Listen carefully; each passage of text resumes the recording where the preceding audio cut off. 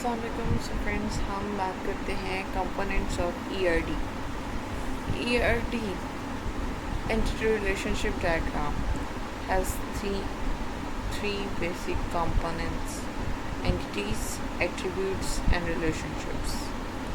For example, in the university database, we might have entities for students, courses, and lecturers. Student entity have attributes like roll number, name, and department ID. They might have relationship with courses and lecturer. यहाँ पे उन्होंने university की example दी है, university database की। उससे वो example से explain कर रहा है कि जो ER डायग्राम है उसके कंपोनेंट्स अगर हम डिस्कस करते हैं उनको रिलेटेड टू यूनिवर्सिटी, सो उसमें हमारे पास जो स्टूडेंट है ये एंटिटी है, ठीक है। एक कार है, वो भी एक एंटिटी है। एंटिटी कोई भी person, place, object, event, concept about which data is to be maintain. Entity ये ज़रूरी नहीं पर्सन ही होगा, उसमें कुछ भी हो सकता है। कोई भी ऐसा कॉन्सेप्ट हो सकता है जिसमें या जिससे रिलेटेड हमें डेटा को मेंटेन करना हो। कोई भी ऐसी चीज़ जिसके रिलेटेड हम डेटा को मेंटेन करना चाहते हैं, हम उसको स्टोर करना चाहते हैं, हम उसको मैनिपुलेट करना चाह रहे हैं, उसको सॉर्ट आउट करना चाह रहे हैं डेटा को, तो वो हमारा एंटिटी है जिसके साथ एट्रीब्यूट्स भी होंगे, उसके रिलेशंस भी होंगे और वो पूरा एक डेटाबेस बनाएगा। उसमें person, place, object, event, concept कुछ भी हो सकता है। स्टूडेंट है, कार है, एंटिटी है, प्रोफेसर है। अगर हम बात करते हैं एक हॉस्पिटल की तो उसमें सर्जन है, वो एक एंटिटी है। उसमें लैब एक एंटिटी है। इस तरह बहुत सारे डिफरेंट है, जिस तरह के आपको डेटाबेस चाहिए उसके हिसाब से। बैंक है तो बैंक में अकाउंट एक एंटिटी है, कस्टमर एक एंटिटी है, मैनेजर एक एंटिटी है, एम्प्लॉय एक एंटिटी है। नेक्स्ट हमारे पास आता है एट्रीब्यूट। एट्रीब्यूट क्या है जी? हमने यहाँ पे कहा कि हमारे पास एक कार है, एक पर्सन है। अब एट्रीब्यूट क्या है? हमारे पास जो पर्सन है वो एक स्टूडेंट है, वो उसका नेम जैक है, वो मास्टर्स का स्टूडेंट है, वो कहाँ रहता है, ये सब उसके एट्रीब्यूट्स में आएगा। उसका नेम, उसकी स्पेसिफिकेशन, उसकी क्वालिफिकेशन, उसकी कैरेक्टरिस्टिक्स, ये सब एट्रीब्यूट्स हैं। कार है, कार का मॉडल कौन सा है, उसका कलर कौन सा है, उसकी स्पीड क्या है, वॉटएवर जो भी उसके कैरेक्टरिस्टिक्स, उसकी प्रॉपर्टीज़ होंगी वो। अब यहाँ पे एट्रीब्यूट की अगर डेफिनेशन देख ली जाए तो ये है प्रॉपर्टी और characteristic of an entity. Property या कैरेक्टरिस्टिक किसी भी एंटिटी का स्पेसिफिकेशन, स्पेशलिटी जो है वो हमारे पास एट्रीब्यूट है।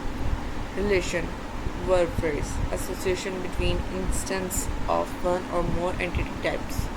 एंटिटी टाइप्स के दरमियान, एक से ज़्यादा एंटिटी टाइप के दरमियान जो एसोसिएशन होगा उसको हम रिलेशन से शो करेंगे, और इसके लिए हम डायमंड सिंबल यूज़ करेंगे और उसके अंदर हम उसका रिलेशन कॉट भी करेंगे। एग्जाम्पल है blue car belongs to student Jacques.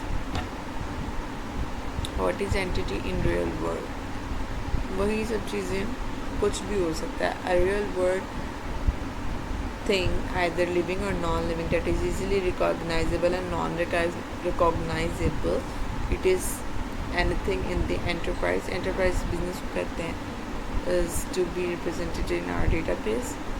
मतलब कुछ भी हो सकता है, परफेक्ट हो सकता है, कोई पर्सन, प्लेस, ऑब्जेक्ट, इवेंट। जैसे यहाँ पे उन्होंने एग्जाम्पल्स भी दी हुई एंटिटी की, तो उसमें हमारे पास है person, employee, student, patient, store, building, machine, product, car, sale, registration, renewal, etcetera etcetera. Entity set, entity set for example student. अब स्टूडेंट एक तो नहीं होता, स्टूडेंट डिफरेंट टाइप्स के हैं, डिफरेंट क्लासेस के हैं, बट हम उन्हें सिर्फ एक एंटिटी के नेम से शो करेंगे स्टूडेंट। अब एक यूनिवर्सिटी में एक स्टूडेंट नहीं होता, बहुत सारे स्टूडेंट्स हैं।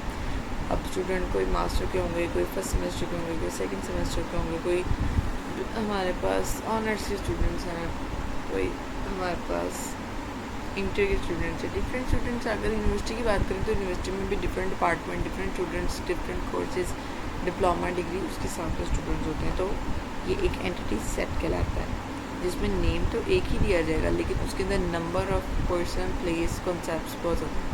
Same thing is that class है, क्लास में भी हमारे पास स्टूडेंट एंटिटी है, name, age, class as an attribute class.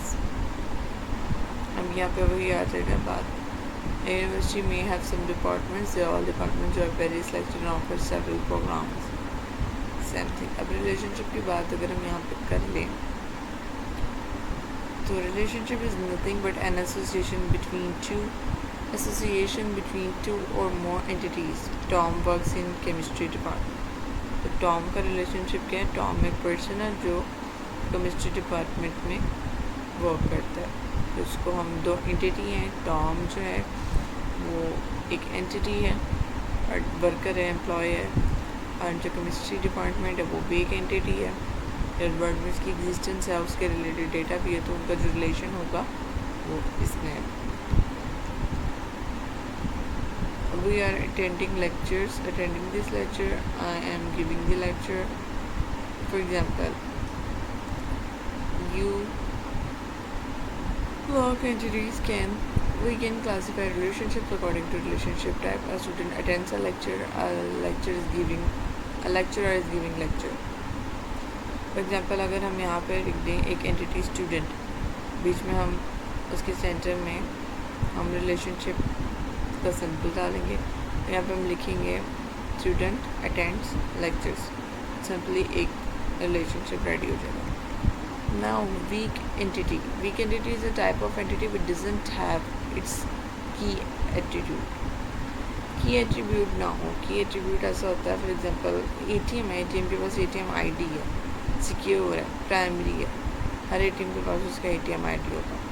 So ये इसकी primary की है, इसीलिए एक weak strong entity है. Weak relationship transaction.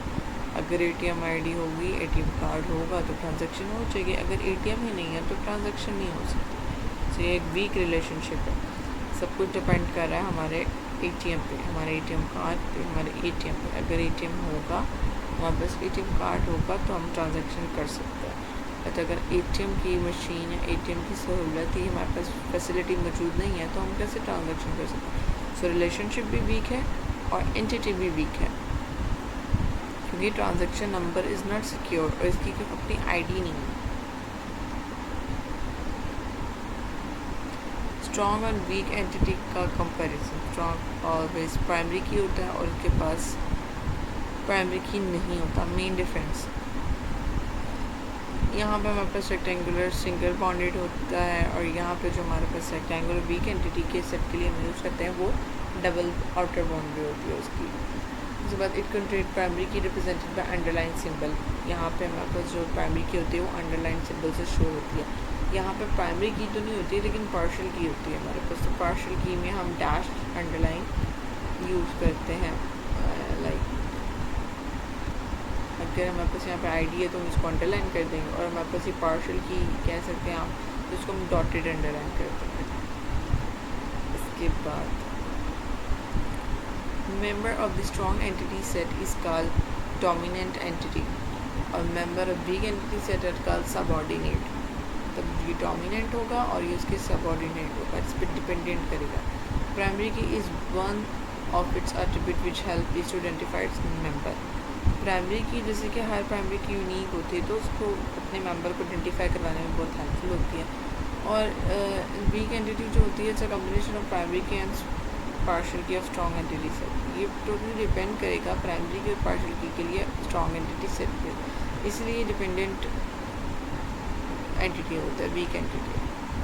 In your diagram relation of strong entity set shown by using diamond. और यहाँ पे वही डायमंड जो है बॉन्डेड डबल बाउंड्री के साथ शो करेंगे आप, क्योंकि वीक रिलेशनशिप होगा. ये जो हमारे पास वीक एंटिटी वो टोटली डिपेंड करेगी स्ट्रॉन्ग एंटिटी पे. अगर हमारे पास स्ट्रॉन्ग एंटिटी है तो हम वीक एंटिटी यूज़ कर सकते हैं, अगर नहीं है तो वो यूज़लेस है. इसलिए इनका रिलेशनशिप जो है वो वीक रिलेशनशिप से के सिंपल से शो किया जाता है. Connecting line of strong entity set with relationship. Connecting line of weak entity set for defying relationship is double. अब एट्रीब्यूट्स को पहले भी हम डिस्कस कर चुके हैं. तो एट्रीब्यूट किसी भी चीज़ की प्रॉपर्टी हो सकती है. लाइक यहाँ पर ट्रांजैक्शन है तो ट्रांजैक्शन के ट्रांजैक्शन नंबर, और यहाँ पे आप देख सकते हैं ट्रांजैक्शन नंबर को डॉटेड लाइन से शो किया क्योंकि इसकी पार्शियल की है और इसी वजह से एक वीक एंटिटी है. ये अमाउंट टाइप ये सब इसकी एट्रीब्यूट्स.